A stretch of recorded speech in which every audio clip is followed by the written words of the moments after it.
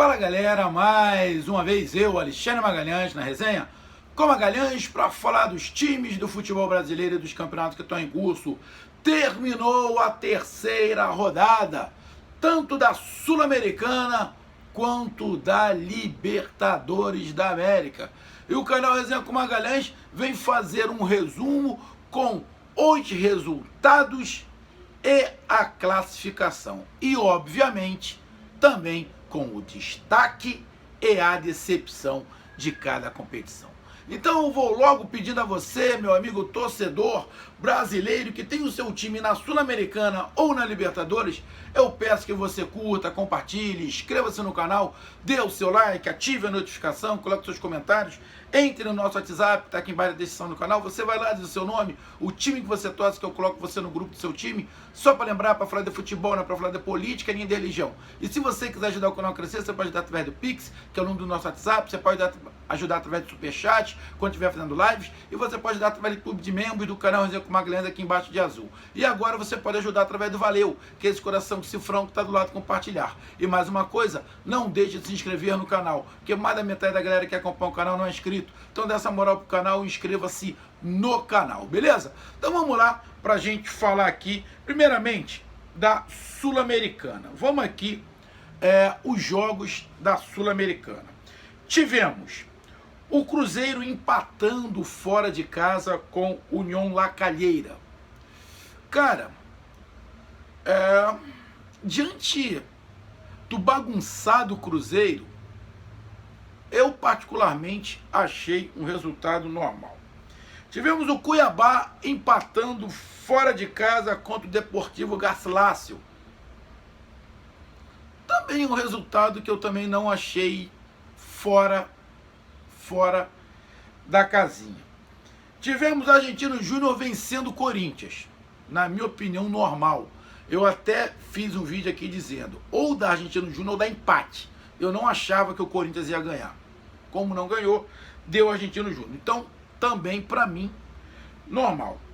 Tivemos o Atlético Paranaense vencendo fora de casa o Danúbio. 100%. Eu falei e vou repetir. Na minha opinião, o Atlético Paranaense vai ganhar os 6 jogos. Os 6 jogos. Então, tá dentro mais ou menos do que eu falei. Bragantino 2, Esportivo Luquenho 1. Acho que o jogo poderia ter sido até um pouco menos difícil para o Bragantino. Mas nesse momento, entre jogo difícil e jogo fácil, o que mais interessa é fazer os pontos. E o Bragantino fez os 3 pontos em casa. Isso é que interessa. Então, é um placar que eu também imaginei o Bragantino vencendo. Tivemos aqui, cadê? O Fortaleza vencendo o Boca Juniors em casa por 4-2. Fortaleza 100%, igual o Atlético Paranaense. Os dois estão disputando a liderança no geral. Sensacional Fortaleza, Leão do Pici. É isso aí. E subindo de produção no momento correto. Teve lá alguns problemas no início do ano, mas agora começa a subir de produção. E é nesse momento que tem que fazer a diferença.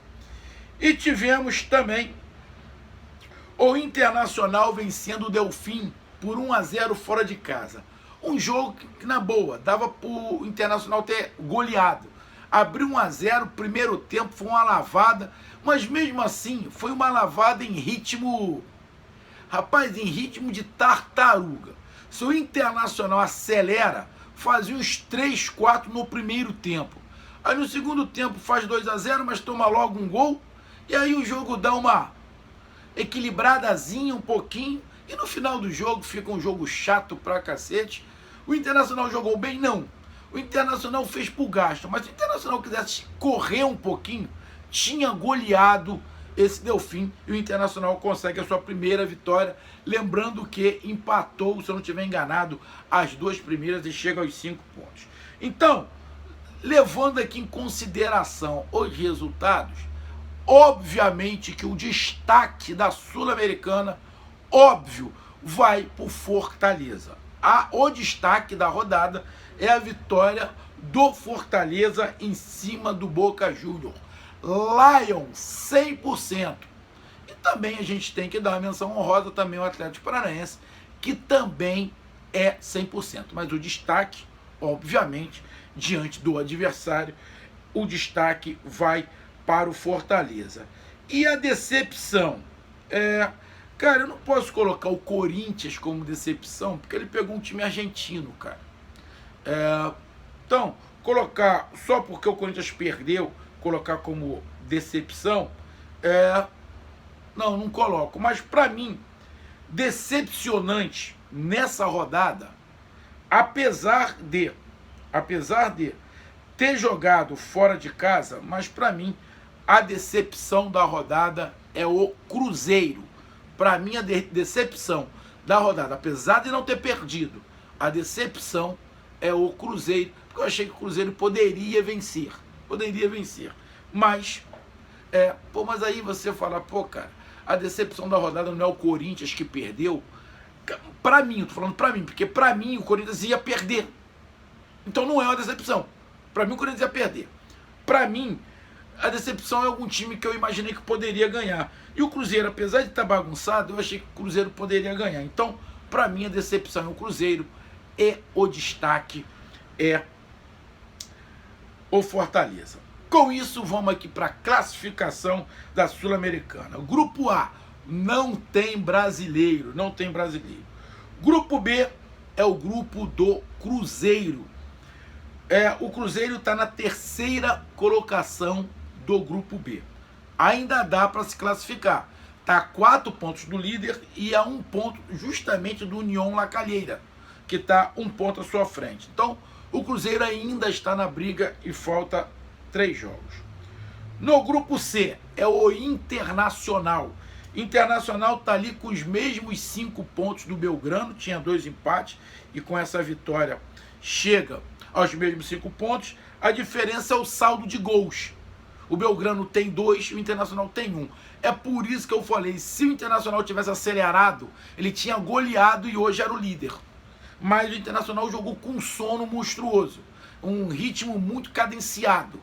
Muito cadenciado não, além do cadenciado, principalmente no primeiro tempo. Mas tá ali com os mesmos 5 pontos e pega o Belgrano, se não tiver enganado, em casa, dá para o Internacional terminar na liderança do seu grupo.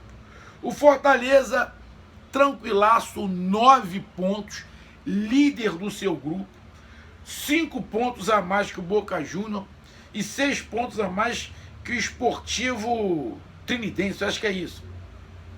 Então, cara, o Fortaleza tá com faca, queijo, goiabada, e o queijo bola, né? Aquele queijinho gostoso, queijo bola, goiabada, cascão, tá com tudo em cima o Fortaleza na liderança com 9 pontos.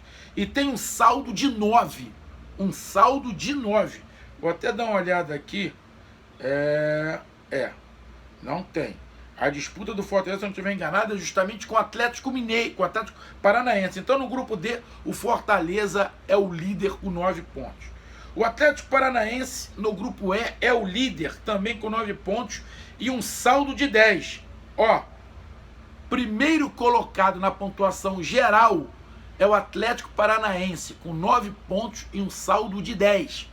E o Fortaleza é o segundo, também com 9 pontos e um saldo de 10. No grupo F, temos o Corinthians, que está ali na terceira colocação com 4 pontos. Ainda dá para o Corinthians, porque o Argentino Júnior é o primeiro colocado com 6, e o Raio... esse aqui é o Racing de Montevidéu. O Racing de Montevidéu está ali com 5 pontos. Então ainda dá para o Corinthians. O Corinthians é o terceiro colocado, falta 3 rodadas, ainda dá para o Corinthians. No grupo G temos o Cuiabá na segunda colocação com 5 pontos. 2 pontos a menos que o Lanús, que está com 7, e 1 ponto a mais que o Deportivo Lagoeira, se não estiver enganado.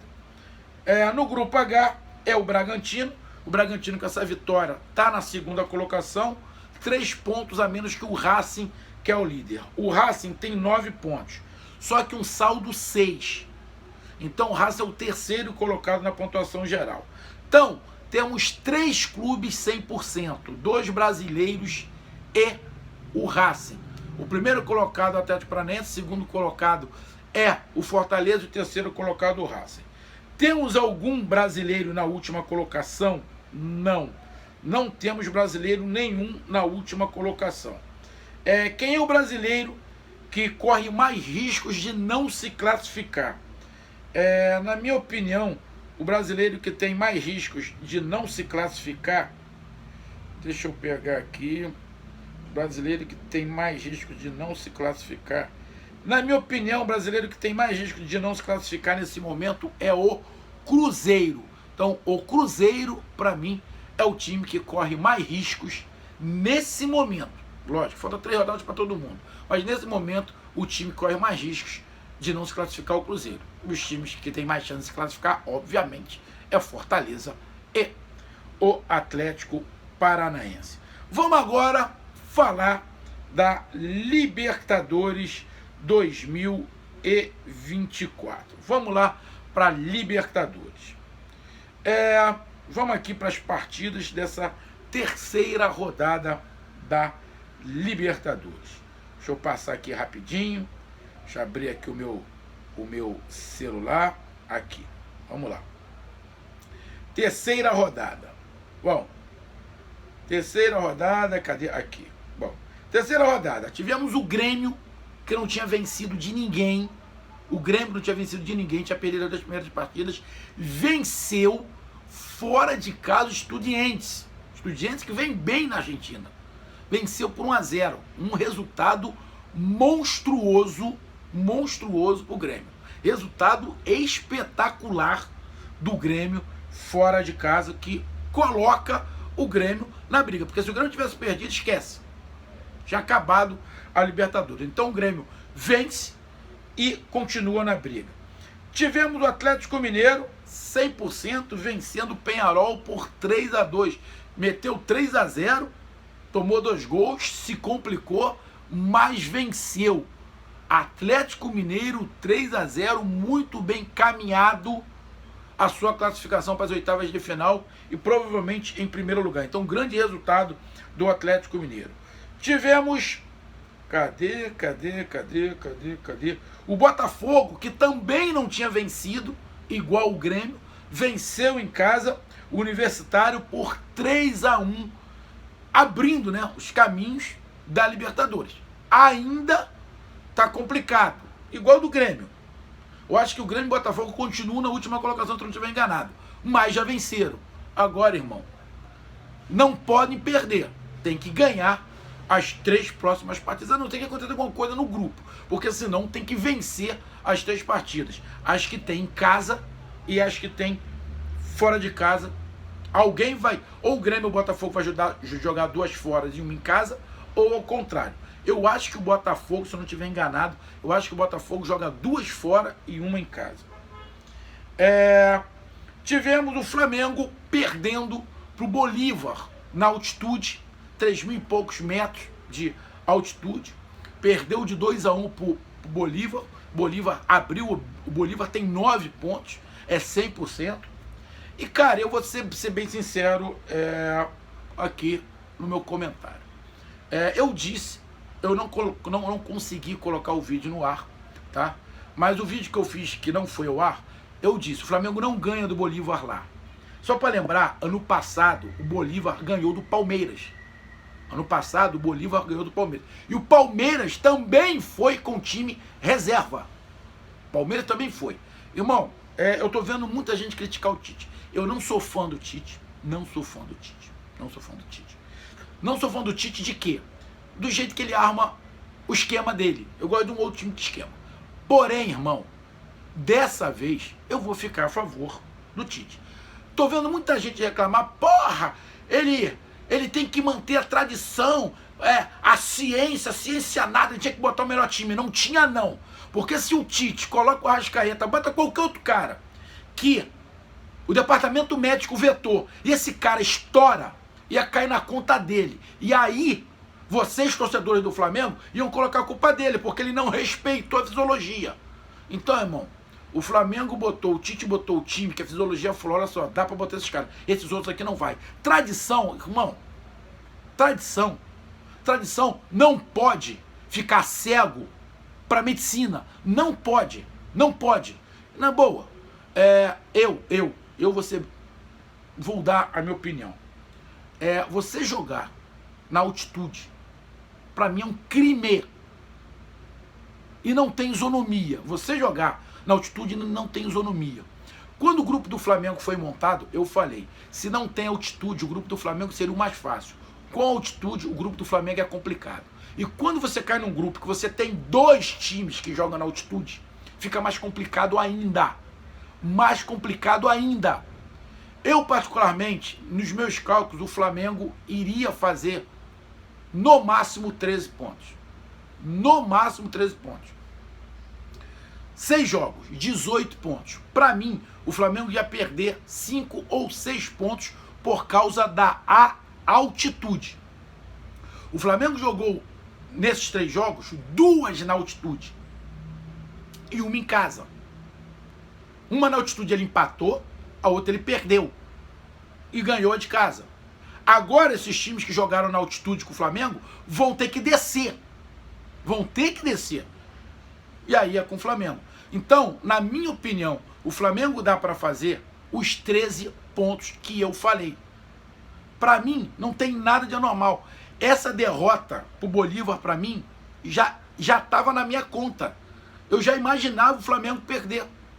O outro jogo foi na altitude, mais ou menos, mas eu também contava com empate. Então, o que está acontecendo com o Flamengo no grupo, para mim, está completamente normal. E eu tô vendo um monte de gente falar um montão de asneira, vomitar um monte de cocô. Eu queria ver se você fosse o técnico, esse montão de canal que fala do Flamengo aí, se a fisiologia falasse, não bota, e ele botasse o jogador, estourasse o jogador, estourasse o Arrascaeta, o De La Cruz, quem for que ele peitasse e botasse, tivesse estourado. Eu queria ver o que você ia falar. Ia culpar o cara também. O problema, tem um montão de canal que não gosta do Tite. Então qualquer coisa que ele faça, o cara tá errado só pra dizer no canal dele, falar, eu te avisei, eu também não sou fã do Tite. Agora eu não vou ficar crucificando o cara no momento que pra mim o cara tá certo. E o campeonato não acaba nisso. O time do Flamengo não é o melhor de tudo. Igual a torcida do Flamengo arrota. Mas, irmão, jogar na altitude é crime. Mas o Palmeiras jogou e ganhou. Irmão, o Palmeiras é o Palmeiras, o Flamengo é o Flamengo. Cada um tem uma situação. E o Palmeiras só tem um time na altitude. O Flamengo jogou 2 vezes na altitude. Então, irmão, na boa, pra mim, resultado normal. Tá? Tivemos o Independente Del Valle 2, Palmeiras 3, grande resultado. Palmeiras estava perdendo de 2-0, conseguiu virar com gol no finalzinho, até o Lázaro fez gol, então placar monstruoso pro Palmeiras. Tivemos o Fluminense fazendo um jogo muito ruim, o Fluminense parece que estava jogando na altitude, e não estava, o jogo foi no Paraguai, 46 metros de altitude onde ele estava. Então, mas o Fluminense parece que estava jogando na altitude, fez um jogo muito ruim e empatou de 0-0. Tivemos o São Paulo fechando a rodada, jogando fora de casa contra o Barcelona. Parece, a impressão que dá, é que os jogadores estavam realmente querendo derrubar o antigo treinador. Porque só foi o antigo treinador sair, o São Paulo começou a ganhar. A coincidência, eu não acredito em coincidência, principalmente aqui no futebol brasileiro. Os jogadores de São Paulo estavam fazendo corpo mole, mesmo para derrubar o cara, e conseguiram derrubar. E, estranhamente, o time começa a ganhar. Porra, não é coincidência. Então, o São Paulo venceu o Barcelona de Guayaquil por 2-0, também um grande resultado. Então, vamos lá. Tivemos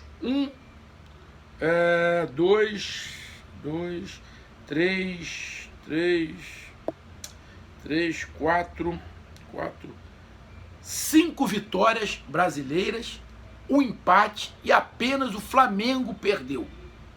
O Fluminense empatou, o Flamengo perdeu e todos os outros brasileiros venceram. Então a rodada boa, não é excelente porque teve derrota e empate, mas é uma rodada boa para os brasileiros. O destaque, cara, diante da pressão que estava, eu coloco o destaque a vitória do Grêmio contra os Estudiantes. Tem que se levar em consideração o destaque, sim.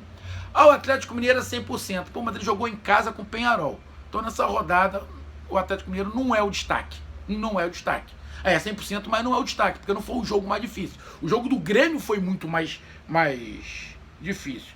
E eu coloco também um outro destaque. O do Botafogo. Também não, porque o Botafogo jogou em casa. Outro destaque eu coloco o Palmeiras. Palmeiras vencendo na altitude, o Independente Del Valle, eu coloco como destaque. Então, Grêmio, porque venceu na Argentina, e o Palmeiras, que venceu na altitude, como destaque. E decepção, cara, muitos vão falar, Magalhães, a decepção, poderia colocar o São Paulo também como destaque que venceu fora. Também, eu acho que temos 3 destaques. O São Paulo, o Grêmio e o Palmeiras são 3 destaques. E a decepção? Será que a decepção é o Flamengo? Cara, se eu falar que a decepção é o Flamengo, porque perdeu na altitude, eu tô indo contra tudo que eu penso. Contra tudo que eu penso sobre a altitude. Então, para mim, o Flamengo ou qualquer outro time brasileiro perder lá, para mim não é decepção. É normal. Eu acho um crime jogar nessa altitude. Mas, para mim, a decepção, eu vou falar, a decepção, apesar de não ter perdido, para mim a decepção é o empate do Fluminense com o Cerro Porteño. Porque o Fluminense não jogou nada, o time do Cerro Porteño é ruim. O time do Cerro Porteño é fraco. E o Fluminense foi uma partida muito ruim. Poderia até ter perdido essa partida. Então, eu coloco como decepção o Fluminense. Magalhães, tu tá sendo flamenguista. Não é, cara. É o meu ponto de vista. Se o Fluminense tivesse jogado na altitude, tivesse perdido, e o Flamengo empatado com o Cerro Porteño, eu ia falar que o empate do Flamengo com o Cerro Porteño tinha sido a decepção. Ou qualquer outro time. Irmão, perder na altitude não é critério. Perder na altitude não é critério. É crime. É crime jogar nessa altitude. Então, esse é o meu pensamento. Então, para mim, a decepção foi o futebol, não é nem o resultado, mas o futebol que o Fluminense não apresentou. O futebol que o Fluminense não apresentou. Então, para a classificação, temos o Fluminense na primeira colocação com 5 pontos, na liderança do grupo A. O grupo está muito embolado, não tem nada definido no grupo A, nada. Porque o Colo-Colo é o único quarto, o Cerro Porteño é o terceiro com 4 e o Alianza Lima é o último com 2. Grupo B, o São Paulo é o segundo colocado com 6 pontos, tá? Tá 4 pontos à frente do Barcelona e 1 ponto atrás do Tajeres, que é o primeiro colocado com 7.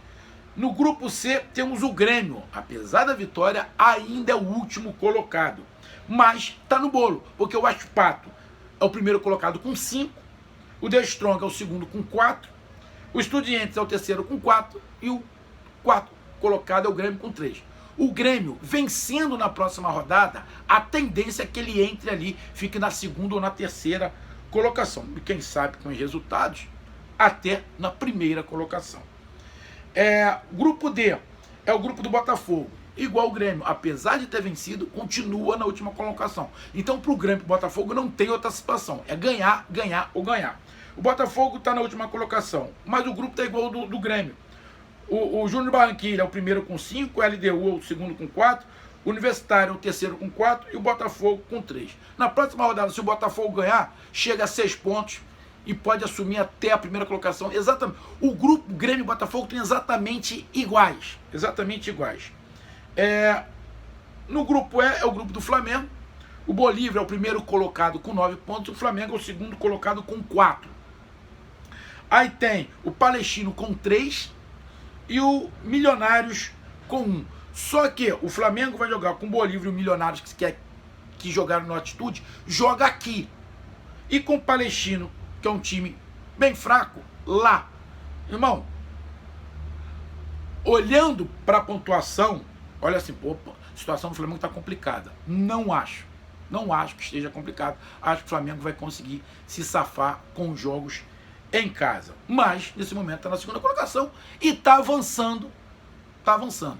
Só para lembrar as babaquinhas torcedores do Flamengo, só para falar isso, eu sou flamenguista, mas tem um monte de torcedor, principalmente canal do Flamengo, babaquinha. Só as viúvas de Jorge Jesus. Só para lembrar, quando Jorge Jesus foi treinador do Flamengo, em 2019, o Flamengo quase que não passa para as oitavas de final. Vocês estão lembrados? Vocês esquecem rápido, mas o Flamengo com o Jorge Jesus quase que não avança para as oitavas de final. Quase. Só para lembrar. Tinha perdido de 2-0 lá e teve que ganhar aqui, que aí... quer dizer, para as quartas de final, que aí perdeu lá, teve que ganhar aqui, um rolo. E também na fase de grupo quase que não passa. Então, irmão, calma, devagar com andor. Porra, sou flamenguista, mas a torcida do Flamengo é chata pra cacete, acha que o Flamengo é o Manchester City, é o Real Madrid. Não é. No grupo F, o Palmeiras é o primeiro colocado com 7 pontos, o segundo é o Independiente Del Valle com 4. Então, Palmeiras está na liderança. No grupo G, temos o único brasileiro 100%, que é o Atlético Mineiro, 9 pontos, 5 pontos a mais que o segundo colocado, que é o Rosário Central. Então, Atlético Mineiro, tranquilão.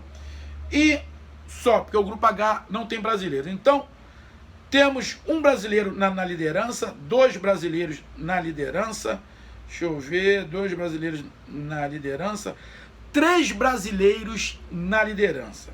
Na segunda colocação temos 2 brasileiros na segunda colocação e 2 brasileiros na última colocação. A gente esperava coisa melhor dos brasileiros na Libertadores. Os times na Libertadores, os times brasileiros na Libertadores ainda estão decepcionando. Na Sul-Americana não, tá maneiro. Agora na Libertadores, os brasileiros estão fazendo uma Libertadores bem regular. Só o Atlético Mineiro é 100%. Então tá aí o meu resumo. Um grande abraço, até mais, valeu, tamo junto, fui!